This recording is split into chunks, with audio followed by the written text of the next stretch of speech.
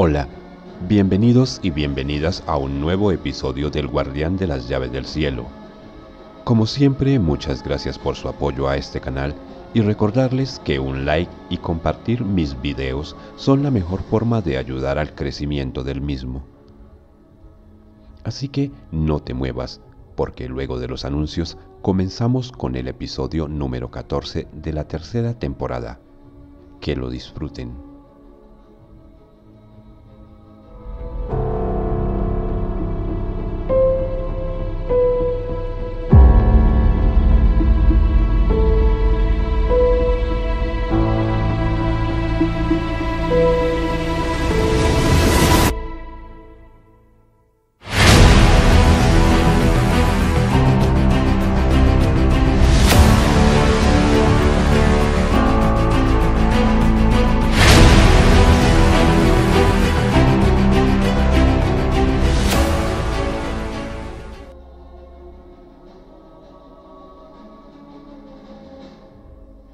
Mientras la Sombra y sus amigos ya habían cruzado la frontera entre Panamá y Costa Rica y avanzaban hacia un nuevo objetivo, a varios kilómetros de distancia, Tyson hacía uso de una fuerza descomunal que antes no tenía para derribar varios árboles de gran tamaño que luego fue apilando de una orilla a la otra del río hasta formar un puente sobre el cual él y sus hombres caminarían hasta alcanzar el otro lado.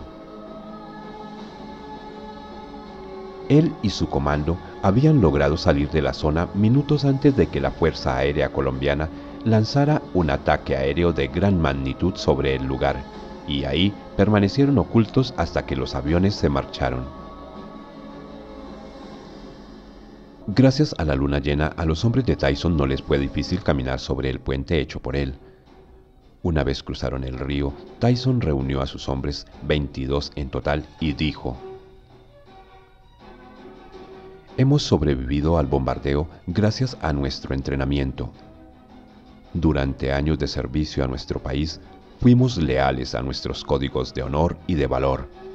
Pero ahora, a cambio de esa lealtad, nos ofrecieron una sentencia de muerte de la cual logramos escapar.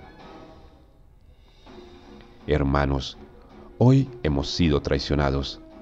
Por tanto, somos libres de elegir lo que haremos de aquí en adelante. Y yo elijo continuar con esta misión hasta acabar con la Sombra y su leyenda. Pero no lo haré bajo las órdenes de nadie, sino bajo las mías. Y lo haré por honor y por el juramento que un día hice, un juramento que la Sombra rompió, y por eso la oscuridad nos envió para ejecutar la sentencia que ese juramento reza. Todos ustedes son libres de regresar, pero si eligen regresar, lo harán con la derrota sobre su espalda y la deshonra en la frente. Por el contrario, si alguno de ustedes quiere continuar con la misión, debe saber que les ofrezco algo más que la victoria. Tyson hizo una pausa, giró un poco su cabeza hacia atrás y entonces él y sus hombres vieron cómo desde los matorrales salía el demonio con el que Tyson había luchado horas antes y con el cual él había hecho el trato. Los comandos reaccionaron con rapidez al verlo y apuntaron sus armas hacia él con la intención de dispararle. «No», dijo Tyson con tono enérgico, impidiendo que sus hombres atacaran, y agregó: «Ellos ya no son nuestros enemigos. Ahora son nuestros aliados. Ellos nos ayudarán a cazar a la Sombra». Entonces Tyson se quitó el pasamontañas, dejando al descubierto su rostro totalmente transformado. Tenía los ojos rojos como llamas de fuego. Su frente era más ancha y con protuberancias al igual que sus pómulos. Los dientes le sobresalían y eran puntiagudos. Los hombres del comando permanecieron inmóviles y apenas si podían creer lo que sus ojos veían. Su comandante se había convertido en un ser de apariencia deforme y demoníaca.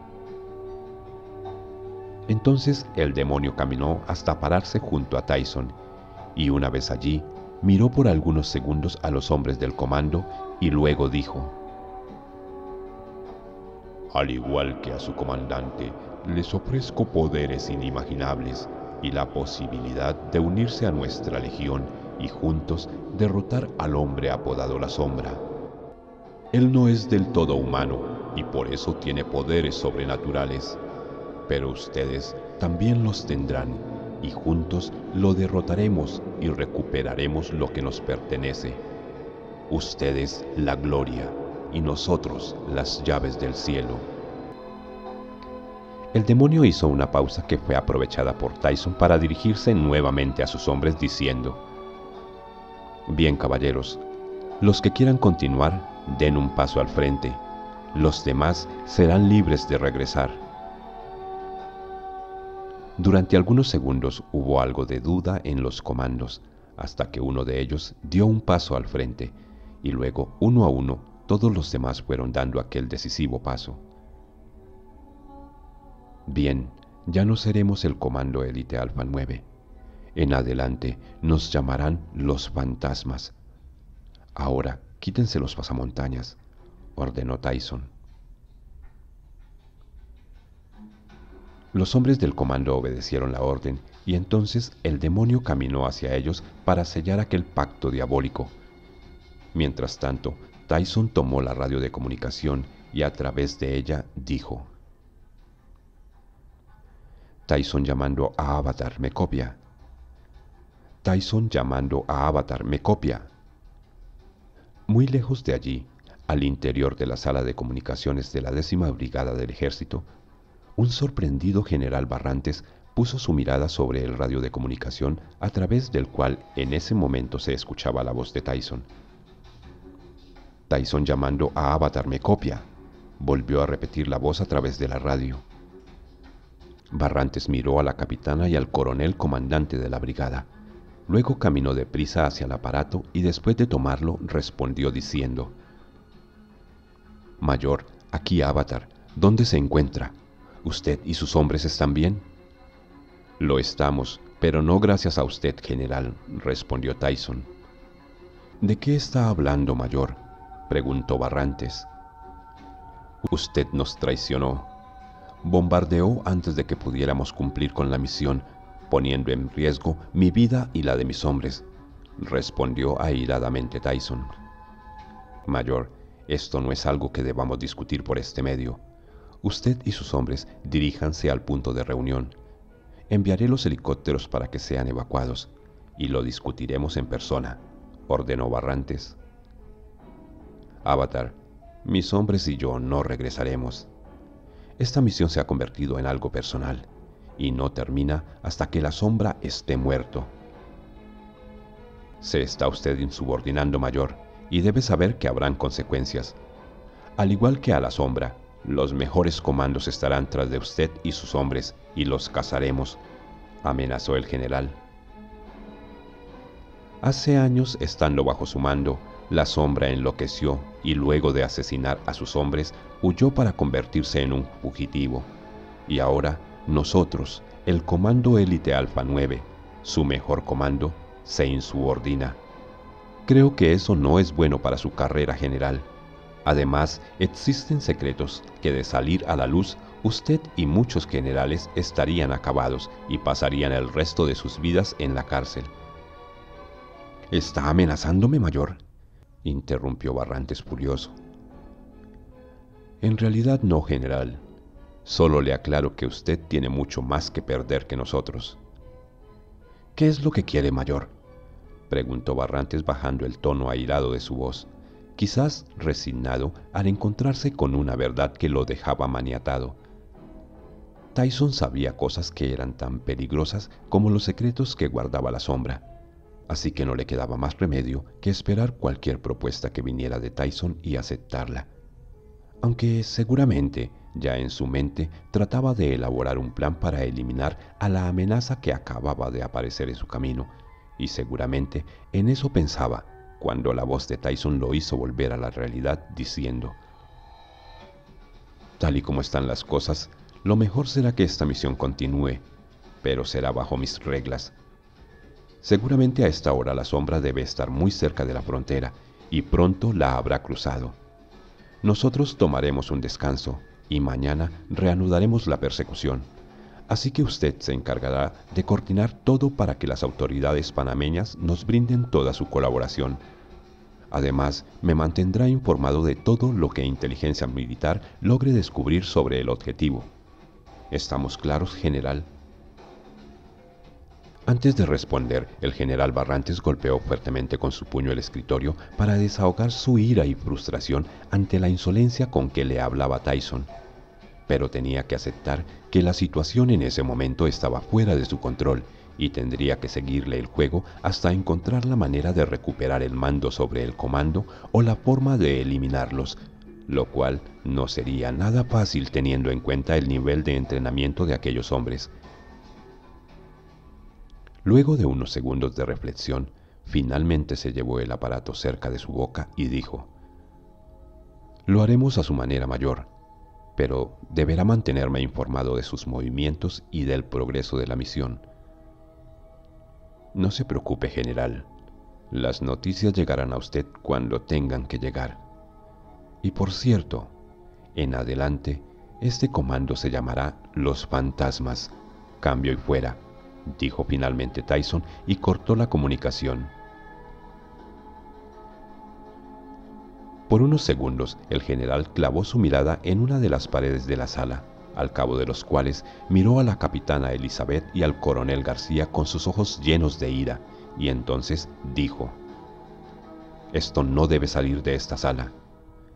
Seguiremos su juego, y le dejaremos jugar a ser su propio comandante y jefe, pero solo hasta que ya no necesitemos de ellos. Coronel García, ponga a trabajar a los hombres de inteligencia militar. Necesito saber cada uno de sus movimientos. Los guiaremos hacia la sombra, y esta vez mataremos 2 pájaros de un solo tiro». «Como usted ordene, mi general», respondió el coronel García. Luego la mirada del general se posó sobre la capitana y agregó: «Capitana, usted se encargará de mantener el contacto con el comando y mantendrá esas comunicaciones en secreto. Asegúrese de ganarse la confianza de ellos. Eso será indispensable cuando llegue el momento. ¿Entendido?» «Entendido, mi general», respondió Elizabeth. «Bien, entonces a trabajar», ordenó Barrantes, y luego abandonó la sala de operaciones.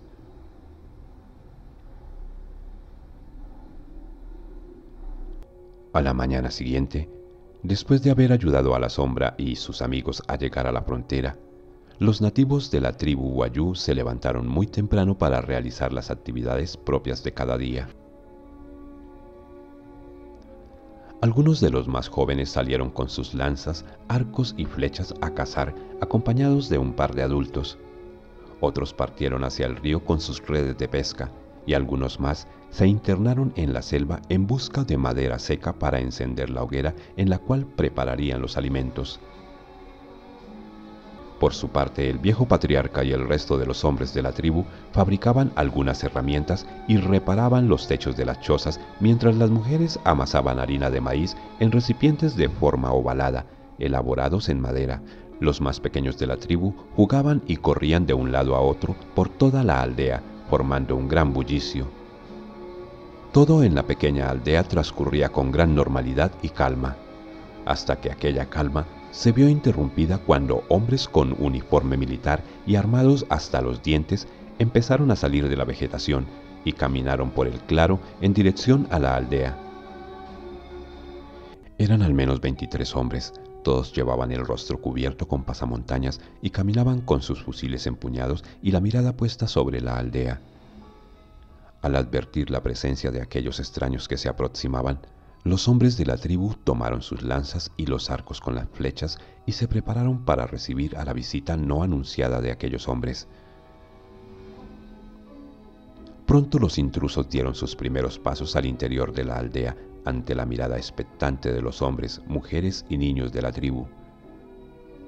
Sin embargo, no lograron avanzar mucho cuando se vieron rodeados por los nativos que les apuntaban con flechas y lanzas, haciendo que se detuvieran. Pero al mismo tiempo, ellos también levantaron sus rifles y les apuntaron. Durante varios segundos, los extraños y los nativos cruzaron miradas desafiantes y con cada segundo la tensión aumentaba. De repente el viejo patriarca se abrió paso entre los hombres de la tribu y se paró frente a los extraños. Él también los miró con algo de desprecio y luego de unos segundos dijo: «Ustedes dejar armas o no ser bienvenidos a tribu Wayuu». Uno de los recién llegados caminó lentamente, mientras desenfundaba una pistola Prieto Beretta, la cual miraba con la actitud de quien nunca ha tenido un arma en la mano, y una vez estuvo a un par de pasos frente al anciano, levantó la mirada para ver al jefe de la tribu y con voz desafiante dijo: «Somos del ejército. Buscamos a 3 prófugos de la ley, 2 hombres, uno viejo, uno más joven y un niño». El hombre que habló de manera desafiante no era otro que el mayor Tyson, y los hombres que lo acompañaban eran sus perros de cacería. «Ustedes no tener autoridad en tierras Wayuu», gruñó el anciano mirando de manera desafiante al mayor Tyson. Pero antes de que pudiera decir algo más, se escuchó el potente sonido de un disparo y el patriarca cayó de espaldas. Sus manos fueron a dar sobre su pecho, de donde empezaba a brotar un líquido rojo. «Queda usted relevado. Ahora yo soy la autoridad», dijo Tyson, quien sostenía en su mano derecha la pistola con la que acababa de dispararle al anciano. Los demás nativos intentaron reaccionar con sus flechas y sus lanzas, pero los hombres de Tyson accionaron sus armas y varios nativos cayeron abatidos. Los demás, totalmente atemorizados, arrojaron sus flechas y sus lanzas. Algunas mujeres de la tribu corrieron y se arrodillaron junto al anciano, a quien le brotaba abundante sangre del pecho. Querían ayudarlo, pero el viejo empezaba a agonizar. Entonces uno de los hombres de Tyson caminó hacia el anciano. Mientras lo hacía, se quitó el pasamontañas, y una expresión de terror se dibujó en las mujeres de la tribu al ver el rostro de aquel soldado, pues bajo la piel había algunas protuberancias que parecían palpitar y desplazarse por todo su rostro. Además, sus ojos eran de color rojo como llamas de fuego, y el número 666 parecía haber sido grabado en su frente con un objeto caliente. El hombre apartó a las mujeres con violencia, tomó al patriarca por el cuello y de la boca de aquel soldado deforme salió una enorme lengua como de lagarto con la que parecía querer lamer el rostro del moribundo anciano. Lo miró con aquellos ojos rojos y preguntó: «Buscamos a un niño y 2 hombres adultos». «Tribu no saber nada de hombres y niño», respondió el moribundo anciano con su voz débil. «No me mientas, anciano. Seguimos sus huellas hasta aquí. ¿Dónde están los 2 hombres y el niño?», insistió aquel hombre al tiempo que apretaba el cuello del anciano. «Espíritu blanco, protege niño. Tú no poder hacerle daño», respondió el anciano, a quien un hilo de sangre empezaba a bajarle por la comisura izquierda de sus labios. Entonces aquel soldado deforme cerró con más fuerza su mano alrededor del cuello del viejo, al tiempo que lo levantaba hasta que éste quedó suspendido en el aire. Solo unos segundos bastaron para que el pobre anciano empezara a convulsionar. Sus débiles manos sujetaban las del soldado tratando de liberarse, pero pronto dejó de moverse y murió. El soldado lanzó con fuerza el cuerpo ya sin vida, y éste cayó pesadamente sobre el suelo a varios metros de él, ante la mirada atónita y temerosa de la tribu. De repente, un extraño silencio se apoderó de la aldea y sus alrededores.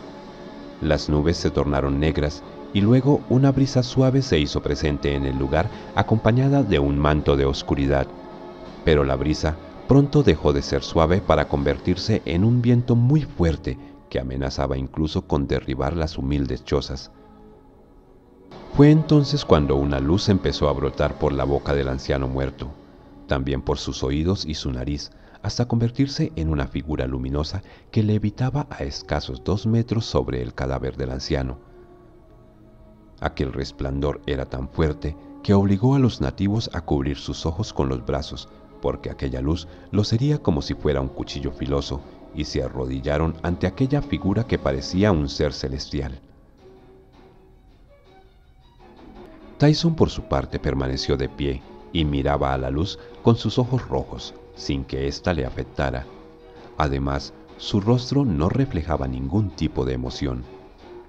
A sus espaldas, los hombres bajo su mando se miraron los unos a los otros, y antes de que alguno de los presentes hiciera o dijera algo más, una voz poderosa, que parecía provenir de aquella figura luminosa, rompió con aquel silencio diciendo: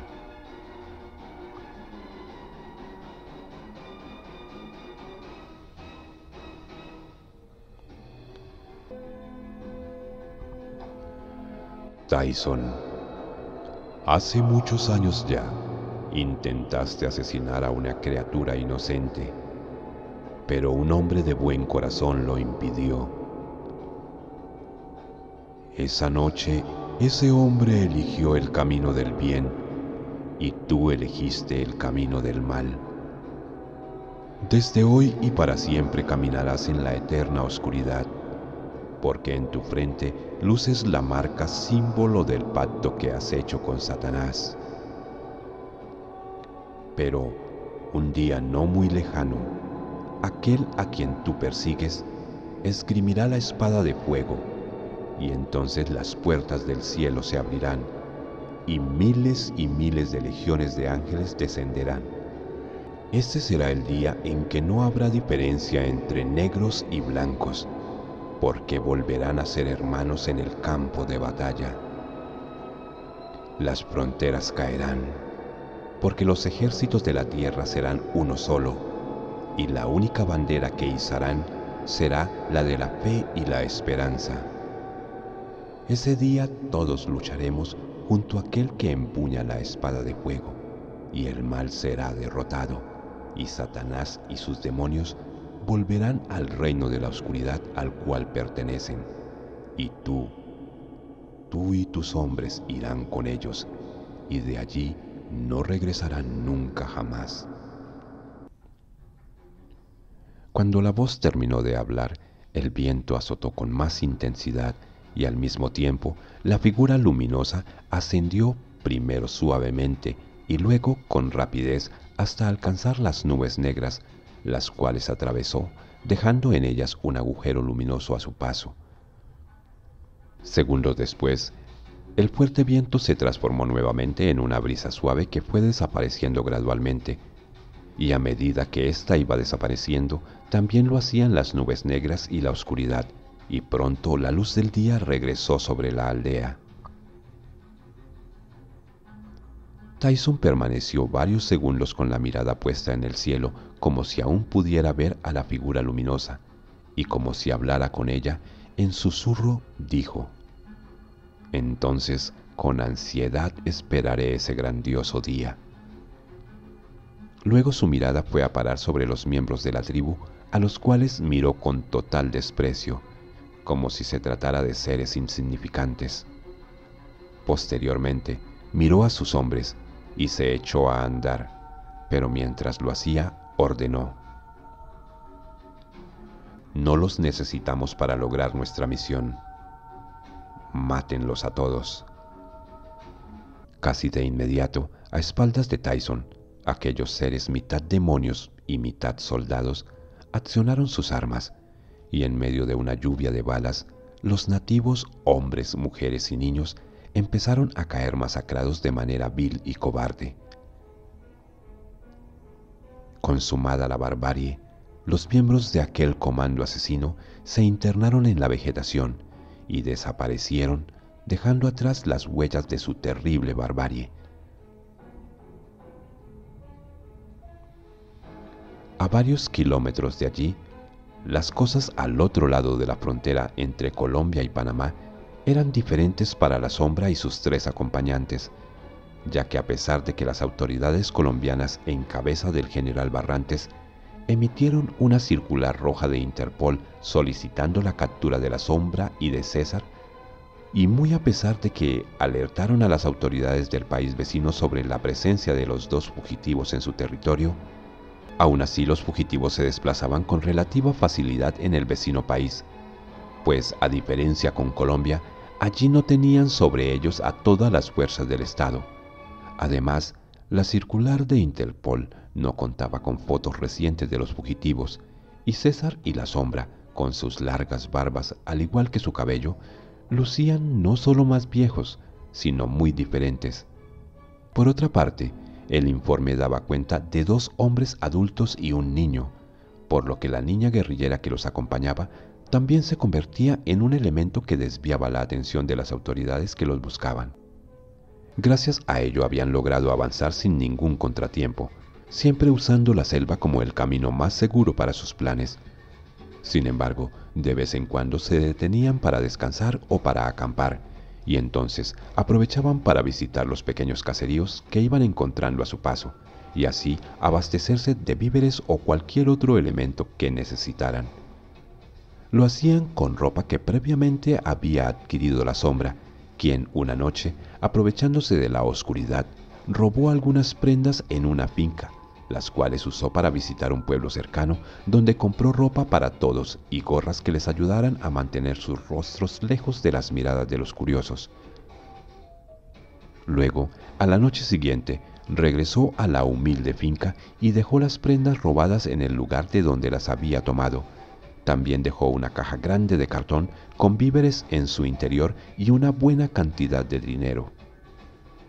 Esto era posible gracias en parte al dinero que tiempo atrás Ana le había suministrado a César y del cual aún conservaba una buena cantidad, y en parte también a los ahorros de la Sombra, los cuales no eran nada despreciables y los llevaba en su equipo de campaña. Las cortas visitas a los pueblos también eran aprovechadas para comprar los periódicos más importantes en busca de noticias que los mantuvieran al tanto de cualquier acción en su contra. Después de cada visita a alguno de los caseríos, los fugitivos caminaban en distintas direcciones para asegurarse de que no eran seguidos. Posteriormente, en algún punto solitario de la carretera, en las afueras del pueblo, se internaban en el bosque y a través de la vegetación caminaban de regreso al lugar donde acampaban para preparar los alimentos y después continuar con el largo y extenuante viaje.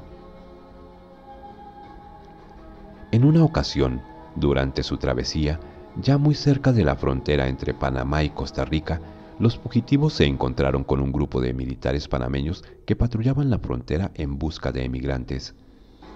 Pero el brazalete que la Sombra portaba alrededor de su muñeca empezó a vibrar y a brillar, advirtiéndole a su portador del peligro cercano. De esa manera, los fugitivos se detuvieron a una señal de la Sombra, quien miraba en todas las direcciones como si buscara algo. De inmediato, César se acercó con rapidez hasta su gran amigo. «¿Qué sucede?», preguntó César de inmediato. «Debemos estar alerta. Algo o alguien se acerca», respondió la Sombra.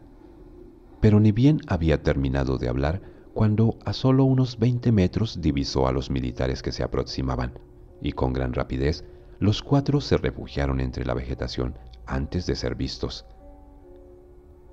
Se trataba de un grupo de al menos 30 militares debidamente uniformados y muy bien armados.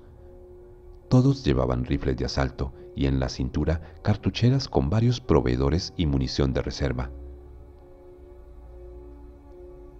A pesar de que los militares no los vieron, para mala fortuna de los fugitivos, los hombres de la ley se detuvieron justo en aquel lugar, observaron a su alrededor y uno de ellos, que parecía ser el comandante, dijo a gran voz: «Este parece ser un buen lugar para acampar y pasar la noche. Reanudaremos la marcha en la mañana. Cabo Soler, que los hombres armen el campamento y ordene que preparen los alimentos. Muero de hambre».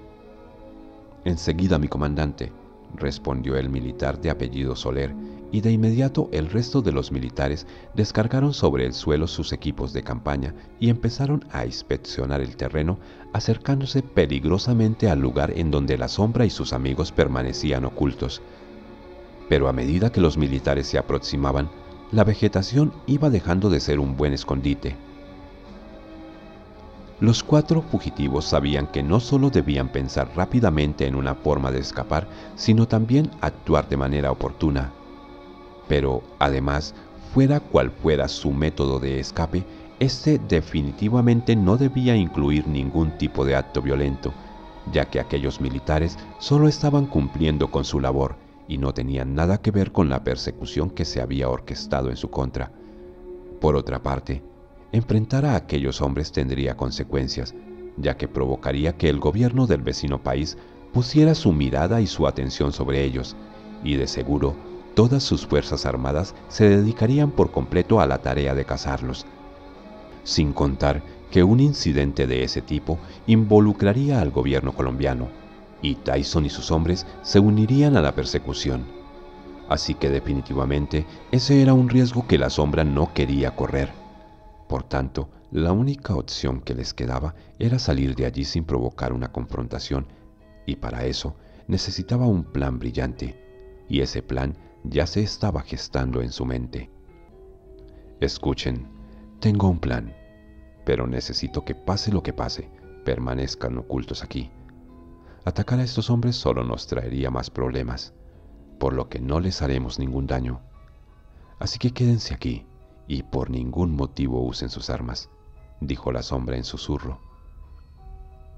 César, quien era el más cercano a la sombra, lo miró y al tiempo que una pícara sonrisa se dibujaba en sus labios, dijo: «Casi puedo imaginar lo que piensas hacer, y siendo así, bienvenida sea la noche». La sombra le devolvió una sonrisa muy similar, y mientras miraba hacia lo alto de los árboles, en susurro dijo: «Armadura, ven a mí y trae contigo a la oscuridad». Casi de inmediato, un fuerte viento empezó a azotar aquel lugar, agitando con violencia las ramas de los árboles, haciéndolos mecer de un lado a otro. Casi al mismo tiempo, la armadura cubrió por completo el cuerpo de la sombra. Aquel repentino y extraño viento hizo que los militares panameños levantaran sus miradas hacia los árboles totalmente asombrados, y entonces vieron cómo la luz del día se fue extinguiendo hasta que el lugar quedó en absoluta oscuridad. «¿Qué rayos está pasando aquí?», preguntó uno de los militares.